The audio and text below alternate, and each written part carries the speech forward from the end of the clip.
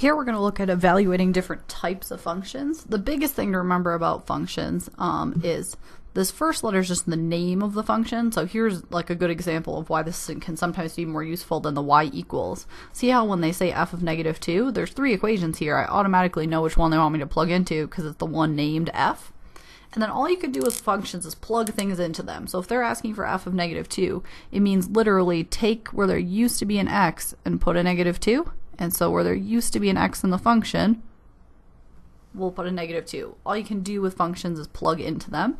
And so what does this end up looking like? So this is -4. -4 times -2 is +8.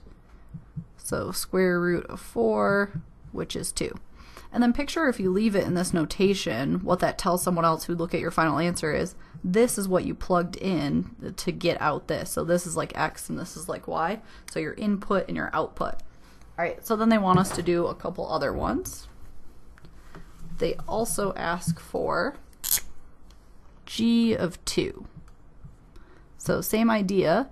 If they ask for g of 2, they mean wherever there's an x in the function, put a 2 instead. So we're replacing x, we're plugging this in. Because that's all a function is, a rule for what to do with the inputs. So leave the input as x, because then you can put any number you want. And so this says 2 to the third, so 8 plus 2 divided by 2 to the third, which is 8. So 10 divided by 8, which reduces to 5/4. And then notice same thing, I can see this is what I input to get out this. Then one last one for our other function. They also want to know h of 12.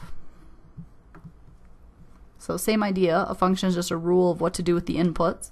So now instead of making my input x, I'm going to plug something in here, which is 12. Then 3/4 times 12, remember fractions, you multiply straight across, so this reduces because this is on the bottom and this is on the top to 3/1. And so I have -16 minus 3 times 3, so -9. -16 minus 9 is -25. But then what's the absolute value? 25 is 25 units away from 0, or -25 is 25 units away from 0. Because absolute value means the distance from 0, and distance is always positive. So now I can see, oh, when I input 12 into h, this function, I get out 25. So I'm just evaluating different functions.